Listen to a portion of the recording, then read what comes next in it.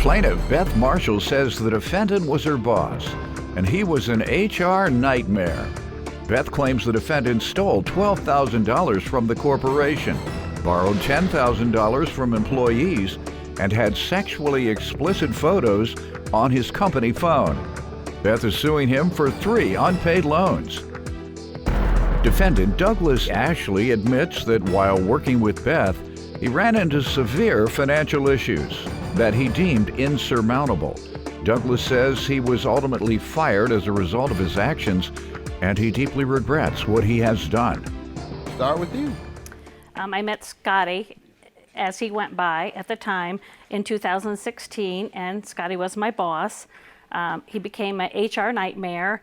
He stole $12,000 from the corporate credit card for personal food and travel. He also had sexually explicit pictures on his company-issued cell phone. He then borrowed... Smoke that crack and get freaked out. He also borrowed over $10,000... stole $12,000 from his job. You know he's smoking. You smoking crack? No, Your Honor. You're doing something. Go ahead, ma'am. He also borrowed over $10,000 from 8 employees with the plant. Oh, yeah, you're doing something, sir. And did not pay everyone back. Of course, this led to an investigation with HR, and ultimately he got let go in July of 2018. Does he have a gambling habit? Somebody had to hear something. There's a rumor or something. We would like to know that. I believe it's gambling habit. You can't smoke up that much crack. You'll bust your heart smoking that. How much money? Loans? We're at over $22,000. $22,000 in loans? Sir, you tell me about what's going on. Well, good afternoon, Your Honor. Good afternoon. I would like to say that I met Beth in 2016. She was a director. So you didn't say that right. You're supposed to say, I know you're supposed to say, hello, Your Honor. My name is Douglas, and I'm an addict. Isn't that how they say it at NA? Yeah, I guess. That's how they say it at NA meetings. Go ahead, though. Maybe you're not going to NA. Maybe that's the problem.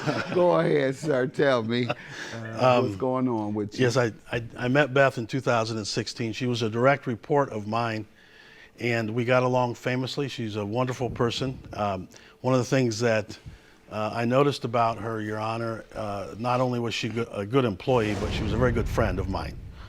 And we worked really well together for 2 years. In early last year, 2018, I started to experience some severe financial issues. And to me, they were insurmountable. And It had something to do with an illness of something in your family? No. Was it a vice that you were engaged in that caused that severe hardship? No, Your Honor, it was not a vice. Well, borrowing money, if you consider that a vice. Yeah, but you borrowed for a reason. Plaintiff Beth Marshall says the defendant was her boss, but he was an HR nightmare because he borrowed $10,000 from various employees and had sexually explicit pictures on his company phone. If you still have the same job status and the same income, and suddenly you're under drastic financial hardship, something happened. Health reason, maybe you had 2 incomes, your wife left you, you're blowing your money some way with some kind of vice, or you're too good-hearted, giving it away.